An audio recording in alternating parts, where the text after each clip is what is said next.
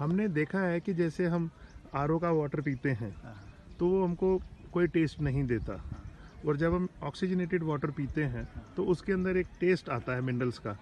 तो जो हम कई बार सोचते हैं कि वो किसी चीज़ की स्मेल वो कुछ आ रहा है, तो उसके बारे में क्या कहते हैं? देखो, दो चीज़ें, जैसे हम आरओ का वाटर लेते हैं, पहली बात तो उसमें मिनरल्स नहीं है। तो जब हम बॉडी में उसको लेते हैं तो जो वाटर हमने लिया उसमें मिनरल्स नहीं है और बॉडी में मिनरल्स हैं, तो उल्टा बॉडी को मिनरल देने के बजाय ये बॉडी से मिनरल्स को खींचता है। तो रिचार्ज होने की बजाय हमें थकान लगती है और प्यास नहीं बुझती। दूसरा, मिनरल्स नहीं तो टेस्ट नहीं मिलेगा। तीसरा चीज़, ये पानी का एब्जॉर्प्शन भी नहीं होता। तो अगर आपने कुछ खाया है, इसके पिया है, तो आपको पूरा उसका वैल्यू नहीं मिलता है बॉडी में, कि एब्जॉर्प्शन प्रॉपर नहीं हो पाता। जबकि आप मिनरलाइज वाटर जो पी रहे हैं नेचुरल सोर्स से ऑक्सीजन के साथ, एक तो उसमें ऑक्सीजन की मात्रा है, उसका एब्जॉर्प्शन भी बढ़ता है, सेल से ऑक्सीजन भी लेती है, प्लस बॉडी में जितने अनवांटेड बैक्टीरिया हैं या वायरस हैं जो ऑक्सीजन की कमी के कारण जो है रोग उत्पन्न करते हैं, वो अपने आप मरने लगेंगे। तो बॉडी को एनर्जी भी मिलेगा, मिनरल्स भी मिलेगा और ताकत भी मिलेगी। ये फ़ायदा है उसका। Thank you very much. ये जो डिवाइस लगाने के बाद में हमारे को क्या फ़ायदा होगा? फिर डिवाइस लगाने के बाद सबसे पहला तो आपका जो पानी आ रहा है वो नेचुरल सोर्स से आ रहा है। उसके अंदर जो भी मिनरल्स हैं, जो भी इसमें आयंस हैं, वो जो है इंटैक्ट रहेंगे। ठीक है, वो आप पहले चेक कर लेते हो कि पानी का टीडीएस कितना है, ज़्यादा है, कम है कि नहीं। तो प्री ट्रीटमेंट, अगर कहीं पे टीडीएस बहुत ज़्यादा है या बहुत कम है तो देन वाटर नीड ट्रीटमेंट। जबकि जो नेचुरल सोर्स में उसकी ज़रूरत नहीं पड़ती है।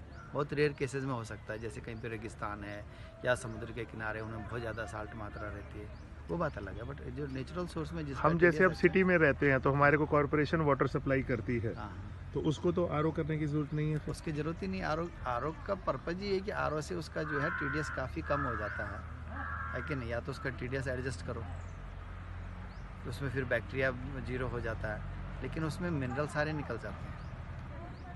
नहीं, अगर हम उसका टीडीएस सेट करते हैं हाँ, तो वो तो फिर जो है बैक्टीरिया वापस आ जाता है उसके अंदर। वही तो प्रॉब्लम हो रही है उसमें।